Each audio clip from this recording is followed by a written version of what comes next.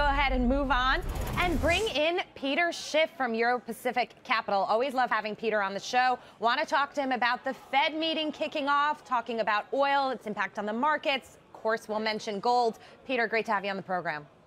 Hey, great to be back. And, you guys are missing the big picture when you're looking about oil, because this is not an oil story. Right? Oil is not the only market that's been floating on a sea of cheap money. Right? It's QE that propped the oil price up in the first place. But quantitative easing propped the stock market up in the U.S., the real estate market. Right. It's created this phony recovery. And so oil prices are going down, but stock prices, real estate prices are going to come down for the same reason. Right? We are headed back to recession. The market is pricing in an end of quantitative easing, and all of these assets that the Fed inflated are going to deflate. Peter, right? Until the Fed comes back with QE4. Yeah. You bring up some great points, and actually, I'm not going to fight you today. I was speaking to Anthony Grisanti, who's obviously not on the show today, and he was saying the same thing this morning. We had this conversation about bubbles, and could we potentially sort of, be in the situation where another bubble has formed, and the decline that we're seeing in crude oil is going to pop the stock market bubble. Do you think that's what's happening here?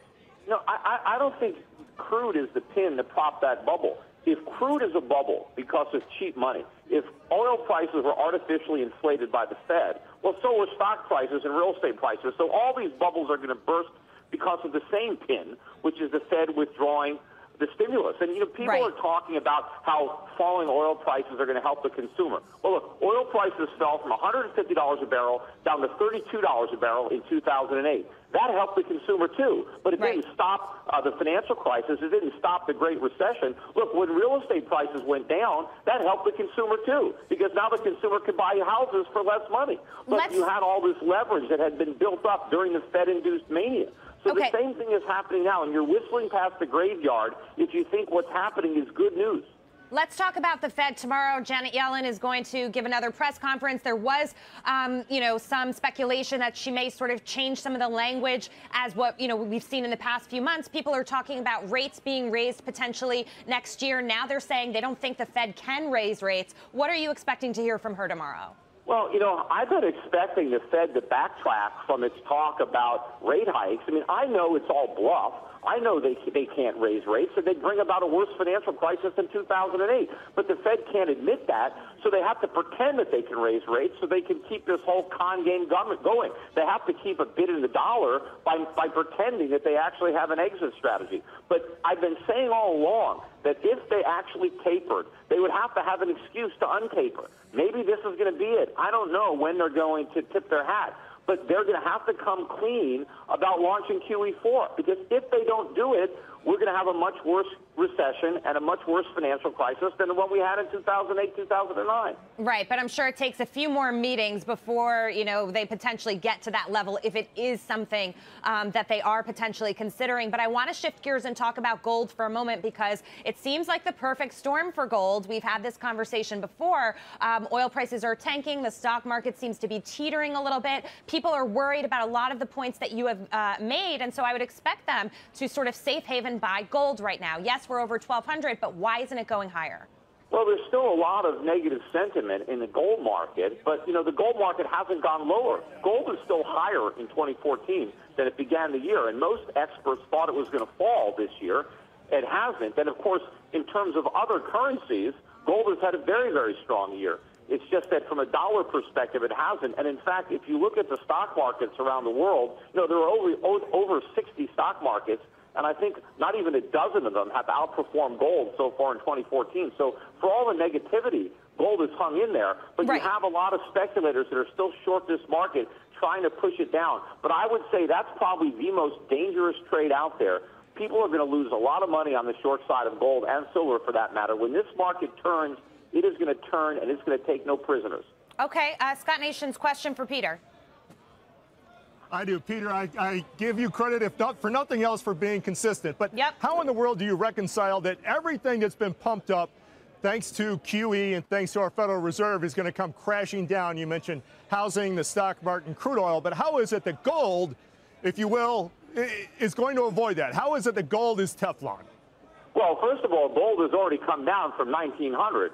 So gold has had a pretty big move from its high, right? So gold is not right on the highs like the U.S. stock market, so you've already had a discount. But we have printed a lot of money, and I believe the Fed is going to come back with QE4. If I didn't think QE4 was coming, if I actually believed that Janet Yellen was going to raise interest rates and shrink its balance sheet the way she pretends she's going to do, then I would be bearish on gold. But I would be more bearish on some of these other assets, which I think would fall even harder than gold. It's because I know that the Fed is bluffing. It's because I know they have no exit strategy, because exit is impossible. They're going to do QE4. Ultimately, what's going to collapse is the value of the dollar. The Fed is going to keep printing dollars to prop up assets until nobody will buy the dollar anymore. I mean, people are looking at the Russian ruble. If you're more, that's nothing compared to what's going to happen when we have a dollar crisis. And think about this: they just raised interest rates to 17% in Russia. How do you think the U.S. economy is going to handle 17% interest rates here if the Fed is forced to do that because the dollar is collapsing? Scott, you wanted to follow up. Peter, so you say that you're more bearish these other products, these other commodities. Does that mean you are now bearish gold, even if it's just a little bit? No. If I thought the Fed was going to raise interest rates and shrink its balance sheet, if I believed what the Fed was saying, then I would be. But because I don't believe what they're saying, I know what they're going to do. Right? They are going to come back with QE4 as soon as they see this phony recovery fading. As soon as they get a good look at the GDP numbers that we're going to get in Q4 and Q1 from 2015, when they start to see the unemployment numbers really start to move back up. You know, we've been getting mostly negative economic data today, including 2 big negative reports that came out. Nobody cares. You know, they grasp on the few good pieces of news that come out every once in a while. But most of the data is bad. Anybody who wants to open their eyes and look can see that this economy, this bubble is deflating. And when the Fed has to acknowledge that the economy is much weaker than they thought, then, they're going to come back with more QE. That's why I'm still very bullish. Peter, having said that, one final point before I let you go. If you were at the press conference tomorrow, you could ask Janet Yellen a question. What would it be? Oh, I got a lot of questions to ask Janet Yellen.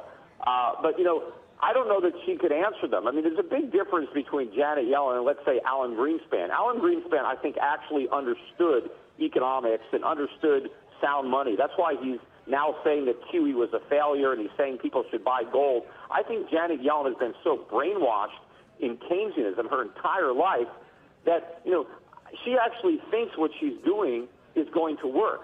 Alan Greenspan at least knew it wasn't going to work, but he did it anyway because he wanted to be liked. He wanted to keep the party going.